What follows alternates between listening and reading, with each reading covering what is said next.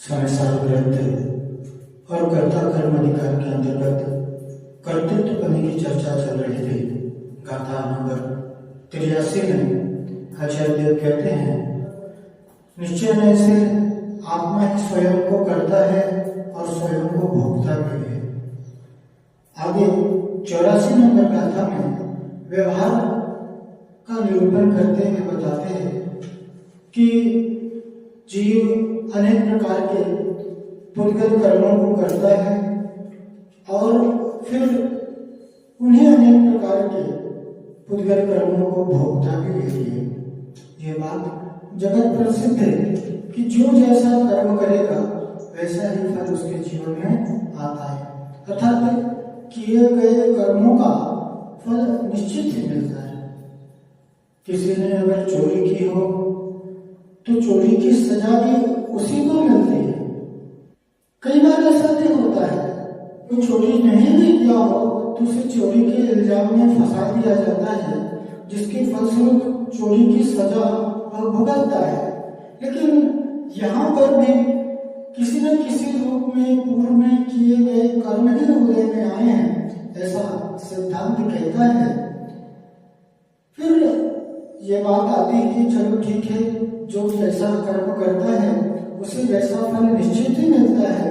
लेकिन एक बात और आती है कि यह व्यक्ति कहता है कि दान आदि मैं करता हूँ और इसका फल दूसरे को मिलता है, अर्थात हम तो कुछ भी धर्म नहीं करते, हमारे पिताजी बहुत मंदिर जाया करते हैं, दान पूजा आदि किया करते हैं, जिसका फल हमें मिलता है।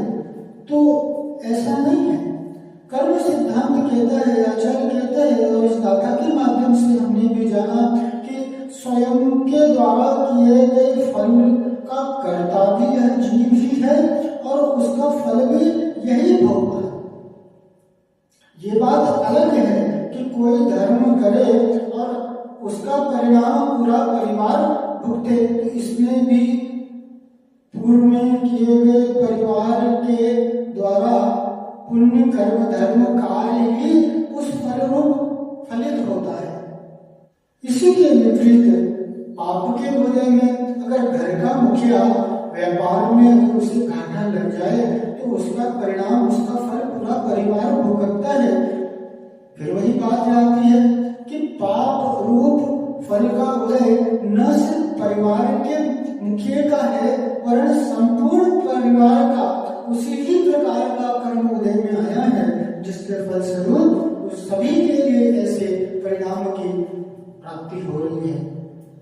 यह बात समझ में आई कि व्यवहार नए से यह जीव कर्मों का कर्ता भी यही है और भोक्ता भी यही है।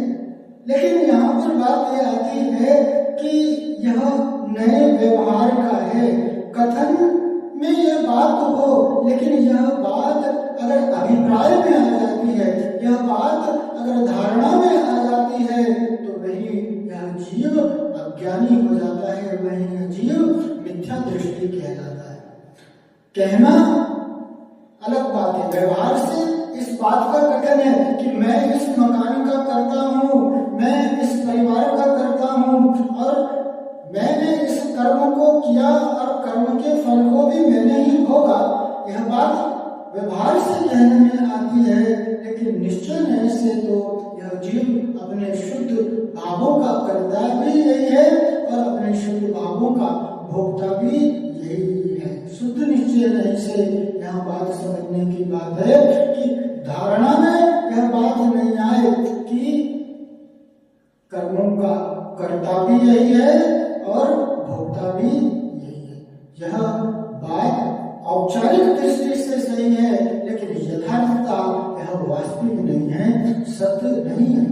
पुद्गल कर्मों के विपक्ष, पुद्गल कर्मों के फलस्वरूप विषयों की प्राप्ति होती है, विषयों की निकटता जरूर होती है और तत्संबंधी सुख दुख का भोक्ता भी वह जीव है। तो कर्मों को जो भोगना है, यह कर्मों का भोग, यह अनादि का व्यवहार है और शास्त्रों में इसे रूढ़ व्यवहार कहा यह कैसा है, यह व्यवहार है, यह रूढ़ है, यह औपचारिक है, यह असत्य है, यह सत्य नहीं है, वास्तविक नहीं है, यथार्थ नहीं है।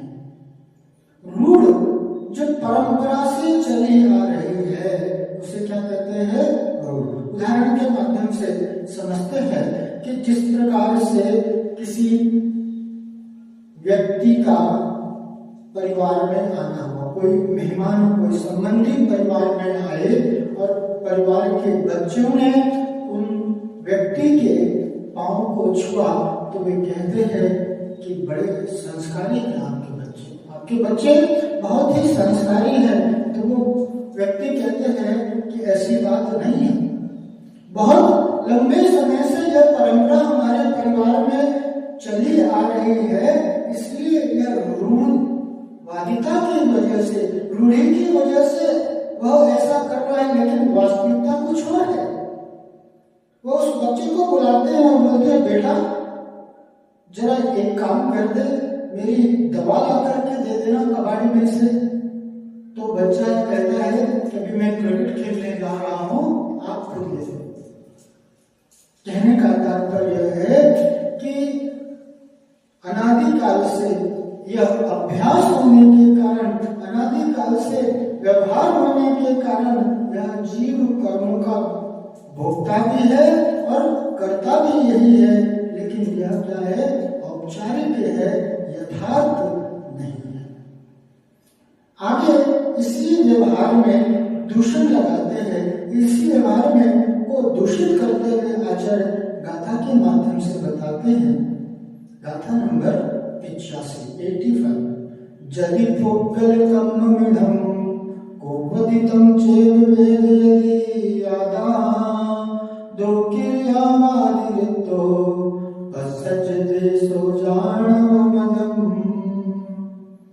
पुद्गल कर्म को करे भोगे जगत में दियात्मा क्रिया व्यक्ति वो सम्मत न जो जिन धर्म में।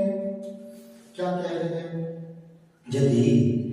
यदि आत्मा इदम, इस पुद्गल कर्म को करोति, अरे च और तदेव उसी को वेदते भोगे तो सब द्विक्रियावादिरिक्त आत्मा दो क्रिया से अभिन्न प्रसक्त होता है, सो यह जिनावमतम, जिनेन्द्र देव का अवमत है, यानी जिनमत से अलग है। अर्थात यदि ऐसा माना जाए कि इस पुद्गल कर्म को, ज्ञानावरण आदि कर्म को यह आत्मा ही करता है और वेद जैसे अर्थात वही भोगने वाला भी होता है, उसका कर्ता भी वही है और उसका भोक्ता भी वही है, तो यहाँ पर द्विक्रियावादित्व का प्रसंग आ जाता है।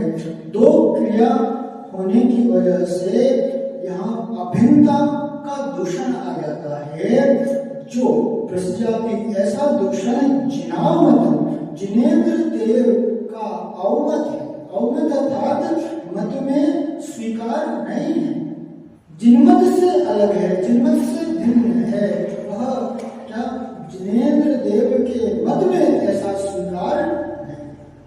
एक बार और देखते हैं कि यदि आत्मा पुद्गल कर्मों को करे, इन पुद्गल कर्मों का कर्ता भी यही आत्मा है और उन्हीं कर्मों का भोक्ता भी वह आत्मा है, तो अपनी और पुद्गल कर्म की दो क्रियाओं से यह आत्मा अभिन्न ठहरा, भिन्नता से रहित ठहरा है, कि जो कि जिनेन्द्र देव को सम्मत नहीं है, जिनेन्द्र देव के मत में ऐसा मान्य नहीं है। अब यहाँ पर प्रश्न आता है कि द्विक्रियावाद किसे कहते हैं। द्विक्रियावाद नामक नया शब्द आया, उसे जानना आवश्यक है। तो द्विक्रियावाद एक मत हुआ करता है, एक मत होता है, एक मान्यता हुआ करती है, जहां पर चेतन और अचेतन कर्मों का, अर्थात कर्मों का, राग द्वेष आदि भाव कर्मों का और अचेतन अर्थात ज्ञानावरणी आदि द्रव्य कर्मों का कर्ता और भोक्ता भी यह आत्मा माना जाता है। जहां पर कर्ता रूप से, उपादान रूप से इस आत्मा को ही स्वीकारा जाता है। निमित्त और उपादान, निमित्त रूप से यह बात सही है कि यह पुद्गल कर्मों का कर्ता और भोक्ता है, लेकिन जहां पर कर्ता रूप इस आत्मा को उपादान ही मान लिया जाए, तो जहां पर कर्ता रूप से इस आत्मा को स्वीकार किया जाए तो यह क्या गया, यह द्विक्रियावाद है। जहां पर यह आत्मा ही करता है तथा आत्मा ही, उपादान भी आत्मा ही हो गया और निमित्त भी यह आत्मा ही हो गया, तो वहां पर द्विक्रियावाद का प्रसंग आता है, जो कि जिनेन्द्र देव के मत में दूषित है, मत में स्वीकार नहीं है, ऐसा कहते हैं यहाँ पर। फिर कहते कि चलो ठीक है, पुद्गल कर्मों का यह जीव तो पूर्व में भी आपने कहा था आत्मा है, तो फिर इसे स्वीकारने में क्या हर्ज है? अभी पूर्व में कहा ना पिछली गाथा में कि इन पुद्गल कर्मों का कर्ता भी है आत्मा है और भोक्ता भी है आत्मा है, तो ऐसा व्यवहार नए से स्वीकार है, व्यवहार नए से ऐसा मान्य है कि इन पुद्गल कर्मों का कर्ता यह आत्मा है और भोक्ता भी यह आत्मा है, अर्थात निमित्त रूप से यह बात सही है। आत्मा राग द्वेष आदि भावों को करता है, जिनका निमित्त पा करके यह पुद्गल कर्म वर्गणाएं कर्म रूप परिवर्तित हो जाती है। इस दृष्टि से यह आत्मा कर्मों का कर्ता हुआ और उन कर्मों के फल को भोगता है, इसलिए कर्ता और भोक्ता निमित्त की नैमित्तिक दृष्टि से, व्यवहार की दृष्टि से यह मान्य है, लेकिन निश्चय नहीं है तो यह आत्मा अपने शुद्ध भावों का कर्ता और भोक्ता है। ऐसी बात यहाँ पर स्वीकारने योग्य है, जानने योग्य है।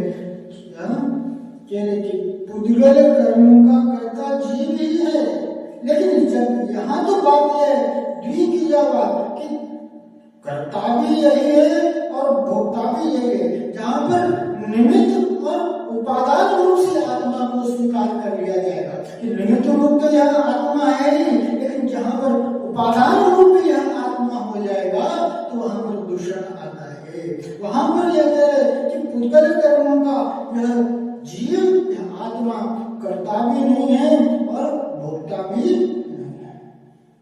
फिर बात समझने की है कि ये निमित्त और उपादान क्या है। बात निमित्त अर्थात जो कार्य के संपादन में सहायक हो उसे निमित्त कहते हैं, और उपादान अर्थात जो कार्य रूप परिणमित हो जाए, जो कार्य रूप परिवर्तित हो जाए, वह क्या कहलाता है, उपादान कहलाता है। जैसे कि कुम्हार मिट्टी के द्वारा घड़े को बनाता है, तो कुम्हार घड़े को बनाता है, लेकिन यहाँ पर घड़े रूप परिणमित कौन हो, मिट्टी हो, मिट्टी घड़े रूप परिणमित हुई तो मिट्टी उपादान हो गया और कुम्हार क्या हो गया, कुम्हार निमित्त हो गया।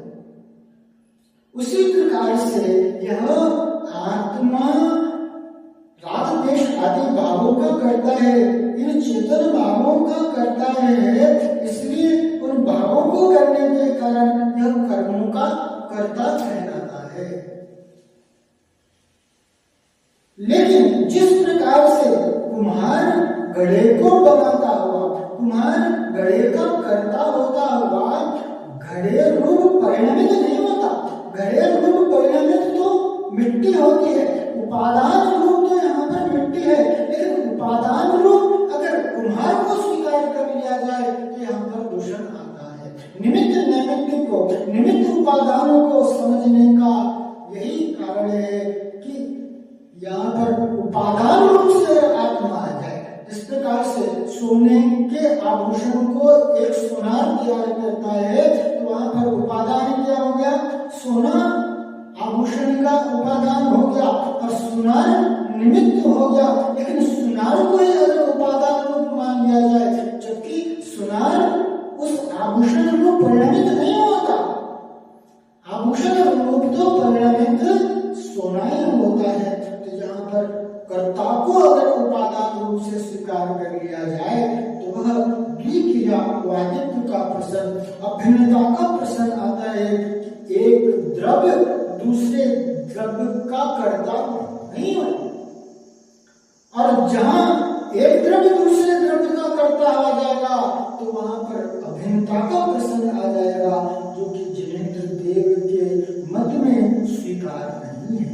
यह जिनेंद्र देव के मत में स्वीकार अर्थात उनकी अवज्ञा है, उनकी आज्ञा को स्वीकार नहीं करना, यह उनकी अवज्ञा होती है। और वह अवज्ञा अर्थात वह जिनेंद्र देव के मत से वह बाहर है। अर्थात जो इस मत को नहीं मानता, जो इस सिद्धांत को स्वीकार नहीं करता, उसे अपने आप को जैन कहने का भी अधिकार नहीं है, क्योंकि वह जिन मत से दूर है, जिन मत में वह स्वीकार नहीं है, जिन मत से वह बाहर है, इसलिए यह द्विक्रिया वादित्व अस्वीकार है। यहाँ पर फिर इस बात को समझते हैं कि इस जगत में जो भी क्रिया है, जितनी भी क्रिया होती है, वह परिणाम स्वरूप होने से क्रिया होगी तो उसका परिणाम तो उसके साथ होगा, और परिणाम स्वरूप क्रिया होने से परिणाम से कोई भी क्रिया भिन्न नहीं है। अर्थात परिणाम ही क्रिया है, और परिणाम और परिणामी एक होने से परिणाम भी परिणामी से भिन्न नहीं है। जहां पर परिणाम और परिणामी, कर्म और कर्म फल दोनों कैसे है? अभिन्न है, भिन्न नहीं है। अतः यह सिद्ध है कि जो कुछ भी क्रिया है वह क्रियावान द्रव्य से भिन्न नहीं है। जो भी इस क्रिया का कर्ता है, उस कर्ता से वह परिणाम जो है, वह क्रिया है, वह उससे अलग नहीं है, वह उससे भिन्न नहीं है। इस प्रकार वस्तु स्वरूप से क्रिया और कर्ता की अभिन्नता सदा ही प्रकट है। क्रिया और कर्ता, क्रिया अर्थात जो कार्य संपादित हुआ, और कर्ता अर्थात उस कार्य को करने वाला, इसमें अभिन्नता होती है, भेद से रहित होती है। यह अभेद सदा प्रकट, यह सिद्ध हो गया। और जिस प्रकार जीव जो है व्यापक भाव से अपने परिणामों को करता है, अपने परिणामों का करता यह जीव कैसा है? व्यापक भाव से। जिस प्रकार से मिट्टी गड्ढे में व्यापती है, उसी प्रकार से व्यापक और व्यापक भाव से यह जीव क्या अपने परिणामों को करता है। और भावक भाव से, भाव अर्थात कर्म, राग द्वेष आदि जो भाव कर्म है, उन भाव कर्म को करता भी है और उनका भोक्ता भी यह जीव है। उसी प्रकार जीव व्यापक भाव से यदि पुद्गल कर्मों को करे और भाव से पुद्गल कर्मों को भी भोगे, तो उस जीव को अपनी और पर की दोनों की क्रिया से अभिन्न मानना होगा। स्वयं की क्रिया से भी और पुद्गल की क्रिया से। जीव राग द्वेष किया और राग द्वेष का निमित्त पाकर के वो कर्म वर्णनाएं कर्म रूप परिवर्तित हो गई, लेकिन कर्मन वर्णनाएं चूंकि पुद्गल है और पुद्गल कर्मणाएं कर्म रूप अर्थात पुद्गल रूप परिवर्तित होती है। लेकिन यदि यहाँ जीव को पुद्गल का कार्य करते हुए मान लिया जाए, वो जीव को अगर ऐसा मान लिया जाए कि जीव ही कर्म रूप परिवर्तित हो जाता है, तो यहाँ पर यह है कि दोनों की क्रियाओं से अभिन्न मानना होगा। दोनों की क्रिया से अभिन्न हो जाएगा, अभेदता यहाँ पर सिद्ध हो जाएगी, और ऐसी स्थिति में स्वपर का विभाव ही अस्त हो जाएगा। सो पर का भेद ही नहीं रहेगा, सो पर का भेद का अभाव हो जाएगा, दो पदार्थों में भेद ही नहीं रहेगा। तो ऐसा होने से अनेक द्रव्य स्वरूप एक आत्मा का निज रूप अनुभव करता हुआ, भाई एक द्रव्य की बात नहीं ना, अब अनेक द्रव्य, जहां पर एक द्रव्य का कार्य करता हुआ पाया जाएगा वहां अनेक द्रव्य का कार्य करता हुआ आत्मा पाया जाएगा। अनेक द्रव्य रूप यह आत्मा जब जाना जाएगा, निज रूप में अनुभव किया जाएगा, तो ऐसी स्थिति में जीव कैसा हो जाएगा, मिथ्या दृष्टि हो जाएगा। और इस कारण सर्वज्ञ देव के मत में क्या यह स्वीकार, यह सर्वज्ञ देव के मत से बाहर हो जाएगा। जब अनेक प्रकार के कर्मों के रूप, अनेक प्रकार के द्रव्य स्वरूप यह आत्मा हो जाएगा, तो वहां पर क्या होगा कि इस आत्मा का भी अभाव हो जाएगा। अगर आत्मा को पर द्रव्य रूप पुद्गल के कार्य करते हुए स्वीकार कर लिया जाएगा, पुद्गल रूप से अगर इस आत्मा को स्वीकार कर लिया जाएगा, पुद्गल का भी कर्ता भोक्ता इस आत्मा को स्वीकार कर लिया जाएगा, तो इसके विपरीत पुद्गल भी क्या हो जाएगा, आत्मा का कर्ता और भोक्ता हो जाएगा। वहां पर एक द्रव्य और दूसरे द्रव्य में भेद भी नहीं रह जाएगा, और यहाँ पर द्रव्य का अभाव हो जाने से शून्यता का प्रसंग आ जाएगा। यह जिनेंद्र देव के मत में ऐसा स्वीकार नहीं है। इस प्रकार से यहाँ द्विक्रियावाद का दूषण यहाँ पर करता है कि यह आत्मा पुद्गल कर्म का कर्ता भी यही हो जाएगा, और उनका भोगने वाला भी अगर यह आत्मा हो जाएगा, तो क्या कह रहे कि दो क्रिया से अभिन्न ठहरने का, दो क्रियाओं में भेद नहीं होने के कारण क्या होगा कि भाई वह जिनेंद्र देव के मत से बाहर हो जाएगा। जिनेंद्र देव के मत में ऐसा स्वीकार नहीं है। निश्चय नहीं से तो वह एक द्रव्य स्वयं के ही कार्य को करता है। उपादान में जो शक्ति होती है वह उपादान अपनी शक्ति के अनुरूप ही परिवर्तित होता है। जो परिणमन होता है वह द्रव्य का स्वयं में परिणमन होता है, न कि दूसरे द्रव्य परिणमन हो जाएगा। एक द्रव्य अगर दूसरे द्रव्य परिणमन कर जाएगा तो वहां पर दूषण आता है। जबकि सिद्धांत क्या कहता है, एक द्रव्य दूसरे द्रव्य का कर्ता धर्ता नहीं है। एक द्रव्य दूसरे द्रव्य रूप नहीं होता, सिद्धांत है। और यहाँ पर क्या कह रहे हैं कि द्विक्रियावाद में वह द्रव्य किसी दूसरे द्रव्य का कर्ता और भोक्ता नहीं है।